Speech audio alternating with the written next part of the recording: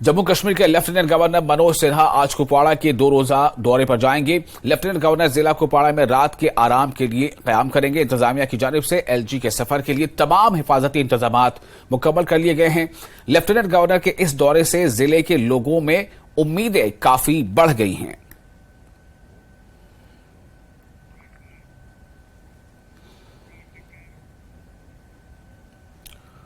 तो मनोज सिन्हा का कुपवाड़ा का 2 दिनों का दौरा होगा और इस दौरे के साथ ही ऐसी उम्मीद की जा रही है कि वहां जो लोग हैं उन्हें इस उम्मीद में वो जो है उनका इंतजार एक तरह से कर रहे हैं कि वो आएंगे तो उनके लिए कुछ सौगात भी जरूर लेकर आएंगे। आगे बढ़ते हैं। पीडीपी सदर महबूबा मुफ्ती ने जम्मू में पार्टी दफ्तर का दौरा किया। उन्होंने पार्टी कारकुनों और दीगर वफूद से मुलाकात की।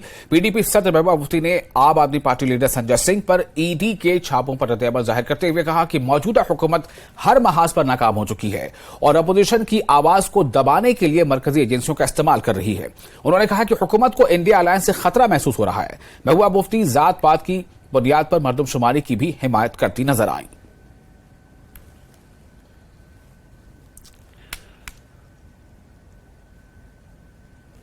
है इस वक्त ये हर महाज पे फेल हो गई है।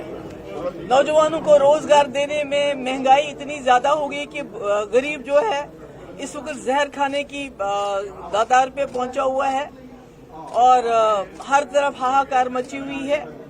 ऐसे में ईडी बीजेपी का दायां हाथ बन चुकी है, तो अपोजिशन का ये मुकाबला कर नहीं पाते हैं। खासकर जो इंडिया अलायंस बना है उससे खौफजदा हैं, डरे हुए हैं और इसलिए ईडी का इस्तेमाल करके पहले लोगों पे इल्जाम लगाते हैं। जब वही लोग बीजेपी में शामिल हो जाते हैं तो फिर वो कहते हैं ये अच्छे लोग हैं। अब तो ये एक ब्लैकमेलिंग टैक्टिक है बीजेपी का, अपोजिशन को दबाने के लिए।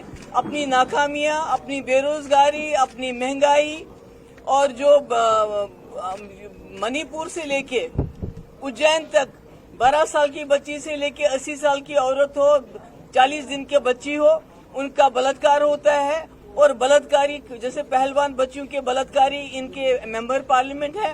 तो इन तमाम मुद्दों से ध्यान हटाने के लिए रेड्स मारे जाते हैं। जम्मू कश्मीर कांग्रेस के वर्किंग सदर रमन भल्ला ने न्यूज 18 से बात करते हुए कहा कि जम्मू कश्मीर और यहां तक कि लद्दाख के लोग बीजेपी के खोखले नारों से तंग आ चुके हैं और रियासत की वापसी चाहते हैं।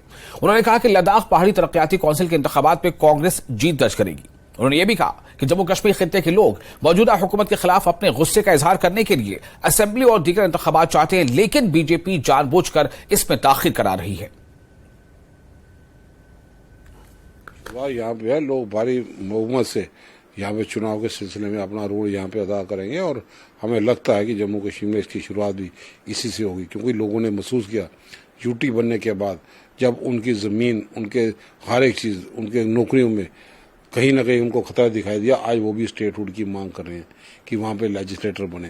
तो ये सारे मुद्दे हैं जिससे लोग प्रभावित यहाँ पे हुए और भीड़ के तरीके से, जज्बात के साथ, बड़े जोश के साथ वो चुनाव में हिस्सा ले रहे हैं। हमें लगता है कि अच्छा ही नतीजा आएगा। 5 अगस्त 2019 के बाद ये पहला बड़ा चुनाव है लद्दाख में, कैसे देखती है कांग्रेस पार्टी? नहीं, चुनाव तो वहाँ पे है, लेकिन लोगों के सामने जो वादे किए थे, कितनी बार पूरी नेशनल लेवल की लीडरशिप को उनको बुलाना पड़ा, क्योंकि वो लोग अभी सेटिस्फाई नहीं हैं।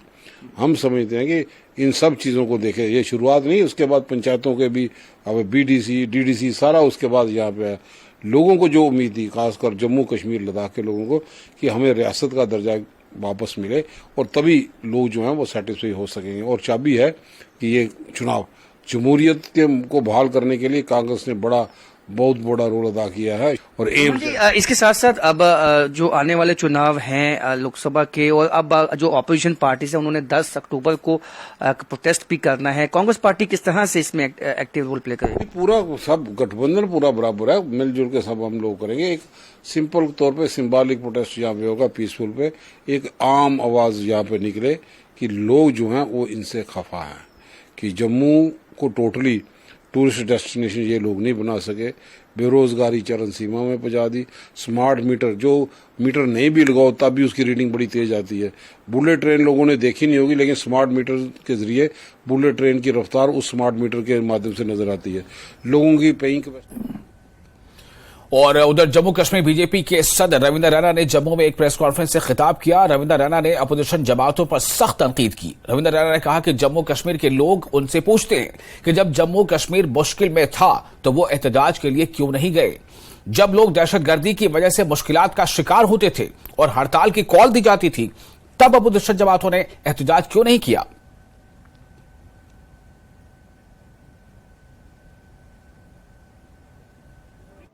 आज जब जम्मू कश्मीर डेवलपमेंट के नए अध्याय लिख रहा है,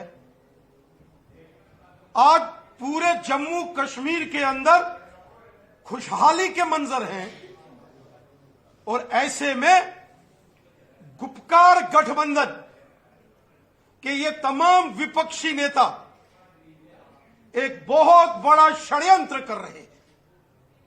हर रोज एक नई साजिश रची जाती है। 70 साल गुज्जर बकरवाल गद्दी सिप्पी लोगों को अपने हक की जद्दोजहद करनी पड़ी। उस वक्त कभी नेशनल कॉन्फ्रेंस कांग्रेस और पीडीपी ने कभी धरना नहीं दिया। पहाड़ी कबीले के लोग अपने हक और इंसाफ के लिए जद्दोजहद करते रहे। कभी गुपकार गठबंधन के नेशनल कॉन्फ्रेंस कांग्रेस और पीडीपी के नेताओं ने कभी धरना नहीं दिया। जम्मू कश्मीर के अंदर ओबीसी कम्युनिटी के लोग अपने हक और इंसाफ के लिए जद्दोजहद करते रहे। कभी मोहतरम डॉक्टर फारूक अब्दुल्ला साहब, मैडम मोहतरमा महबूबा मुफ्ती साहिबा और कांग्रेस के नेताओं ने यहां कभी धरना नहीं दिया। वेस्ट पाकिस्तानी रेफ्यूजीज, गोरखा समाज, वाल्मीकि समाज 70 साल अपने हक और इंसाफ के लिए जद्दोजहद करता रहा। उनके हक और इंसाफ के लिए कभी कांग्रेस, नेशनल कॉन्फ्रेंस और पीडीपी वालों ने धरना नहीं दिया। कहां थे ये गुपकार गठबंधन के नेता? कहां थे मोहतरम डॉक्टर फारूक अब्दुल्ला साहब, मैडम मोहतरमा महबूबा मुफ्ती साहिबा,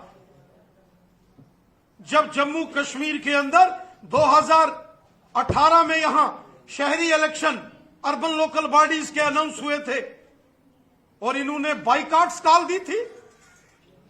इन्होंने पंचायत के इलेक्शन की मुखालफत की थी।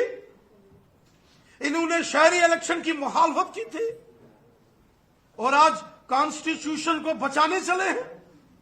तब क्या था? आवाम के सामने इनको जवाब देना पड़ेगा, माफी मांगनी पड़ेगी गुपकार गठबंधन के नेताओं को, जो जम्मू कश्मीर की आवाम के साथ इन्होंने इस्तेसाल किया, जो जम्मू कश्मीर की।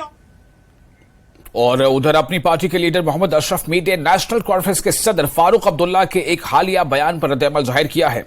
मोहम्मद अशरफ मीर ने कहा कि फारूक अब्दुल्ला ही थे जिन्होंने 1987 के इंतखाबात में धांधली की थी। उनके बेटे उमर अब्दुल्ला अटल बिहारी वाजपेयी की एनडीए हुकूमत में वजीर थे। उन्होंने जम्मू कश्मीर के लोगों के जज्बात से खेला है। आज हम इंतशार से गुजर रहे हैं और यह सब अब्दुल्ला खानदान की वजह से। वाज़ेह है कि फारूक अब्दुल्ला ने अपनी पार्टी को बीजेपी की बी टीम करार दिया था।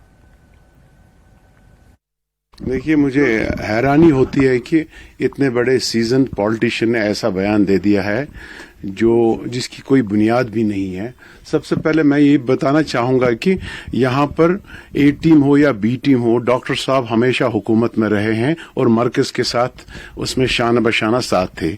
अगर देखा जाए पास्ट में तो वाजपेयी के टाइम पर उनके बेटे वहां पर एक कैबिनेट मिनिस्टर थे और एक्सटर्नल 2-3 पोर्टफोलियो पे रहे हैं वो उनके बेटे। और इसी तरह फारूक साहब का साजगांठ तो हमेशा से बीजेपी के साथ रहा है। उसकी ये भी अक्कासी आप कर सकते हैं। आप देखिए कि फारूक अब्दुल्ला का जो उन्होंने यहाँ पर स्कैम्स किए हैं उस पर वो फाइलें बीजेपी छुप करके बैठी है। मुझे समझ नहीं आ रहा बीजेपी या हमारे गवर्नर साहब वो फाइलों को क्यों नहीं खोलते हैं ताकि ये देखें कि सच का सच और झूठ का झूठ निकले। ये इनकी साजगांठ, इनकी साजिश है, इनके साथ मिले हैं। हमने नई पार्टी बनाई, हमने कोई रिश्ता ही नहीं अभी किया है, तो बी टीम कहां से आया और ए टीम किसको ये बोलते हैं, ये मुझे समझ नहीं आया। कोई इनसे पूछे कि ए टीम क्या है और बी टीम क्या है। आप देखिए, नेशनल कॉन्फ्रेंस का एक दौर था, उन्होंने यहाँ के आवाम को दिया क्या? आप देखिए पहाड़ी वर्सेस गुजर, उनको क्या बेरोजगार ऐसे ही रखा, उनके कम्युनिटीज में डिवाइड किया है नेशनल कॉन्फ्रेंस ने टाइम टाइम पर। यहाँ पर जब 96 में नेशनल कॉन्फ्रेंस हुकूमत में आई, किस तरह वो हुकूमत बनी, किस तरह उनके बैलेट बॉक्स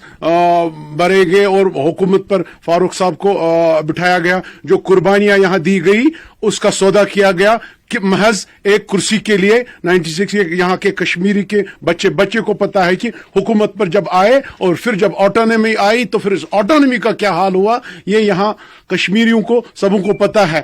जो वो पीरियड, लीन पीरियड उसमें जिसमें मिलिटेंसी का एक दौर था 89 से, उस दौरान देखो कितनी किलिंग्स हुई, कितनी क्या होगी, ये सब नेशनल कॉन्फ्रेंस की देन है। और नेशनल कॉन्फ्रेंस के सदर फारूक अब्दुल्ला ने डेमोक्रेटिक प्रोग्रेसिव आजाद पार्टी यानी डीपीएपी को भी बीजेपी की बी टीम करार दिया था। डीपीएपी के चीफ तर्जुमान सलमान निजामी ने इस पर रद्द-ए-अमल देते हुए कहा है कि डॉक्टर फारूक अब्दुल्ला की पार्टी जम्मू कश्मीर में अपनी बुनियाद खो चुकी है। उन्होंने सवाल किया है कि जब जमीन की बेदखली हुई तो वो कहां थे। फारूक अब्दुल्ला साहब का हम एहतराम करते हैं, 85 साल की उम्र है, अब उनको तौबा करनी चाहिए। इतना गुमराह मत करें लोगों को। बहुत कत्लेआम हुआ, बहुत खून खराबा हमने देखा। और गुलाम नबी आजाद साहब का ट्रैक रिकॉर्ड आपके सामने है। आजाद साहब ने काम किया लोगों का, उन्होंने झूठे वादे नहीं किए, उन्होंने सत्ता की लालच में कॉम्प्रोमाइजेज नहीं किए। नेशनल कॉन्फ्रेंस पहले जनता पार्टी, फिर उसके बाद वाजपेयी जी की बीजेपी में उमर अब्दुल्ला साहब मंत्री रहे। और उस वक्त जो है सैफुद्दीन सोज साहब ने जुर्रत का काम किया कि बीजेपी की सरकार गिराई, लेकिन नेशनल कॉन्फ्रेंस के जितने भी 3 एमपी थे उन्होंने बीजेपी को वोट डाला। तो उसके बाद भी आर्टिकल 370 जो हमारा एक बहुत बड़ा मुद्दा है, और 3 दिन पहले जम्मू कश्मीर का कोई भी नेता दिल्ली नहीं जाता है, सिर्फ नेशनल कॉन्फ्रेंस के 3 एमपी डॉक्टर फारूक अब्दुल्ला साहब, उमर अब्दुल्ला साहब, मसूदी साहब जाते हैं और हिंदुस्तान के वजीर आजम नरेंद्र मोदी से मिलते हैं। अब क्या डील हुई वो भी आगे आपको बताएंगे आने वाले वक्त में। तो जम्मू कश्मीर में सबसे बड़ा मुद्दा 370 था। आपने पार्लियामेंट में खामोश रहे। आप क्यों खामोश रहे? आपके एमपी आज आप कह रहे हैं हम धरना करेंगे, इलेक्शन होने चाहिए। धरना आपने 370 पे क्यों नहीं किया? धरना आपने लैंड डिविजन ऑर्डर के खिलाफ क्यों नहीं किया? आप बेडरूम में बैठते हैं, सिर्फ दूसरों को कहते हैं ये वो टीम है, ये सरकारी है। अरे बीजेपी के साथ तो आप शामिल थे। महबूबा मुफ्ती जो है बीजेपी को लाने में उनका सबसे बड़ा हाथ है। आरएसएस के दरवाजे कश्मीर के लिए उन्होंने खोले। उस आर्टिकल 370 बीजेपी के मंशूर में कई सालों से था, उसके बावजूद पीडीपी ने उनके साथ हाथ जोड़ा। अब आप हमें कहते हैं, हम जहां भी गए, मैं ईमान कह सकता हूं आपको, हम जहां भी गए लोगों ने बोला जनाब हमें इन तंजीमों की जरूरत नहीं है, हमें आजाद साहब चाहिए। अब हमें इतना अच्छा माहौल, इतना अच्छा रेस्पॉन्स मिल रहा है जम्मू कश्मीर में। हाल ही में आपने श्रीनगर में हमारा प्रोग्राम देखा, घास कटाई में भी हजारों की तादाद में लोग आजाद साहब को सुनने आए। आजाद साहब को सुनने इसलिए आए क्योंकि उन्होंने आजाद साहब का काम देखा है, उन्हें झूठ नहीं बोला। तो इन तंजीमों को लोग रिजेक्ट कर चुके हैं कि सिर्फ अंदर बैठ के तबसरे करते हैं, जमीन पे जीरो हैं। वो जाए हमारे सामने, मैं चैलेंज करता हूं नेशनल कॉन्फ्रेंस को, पीडीपी को, आए हम। और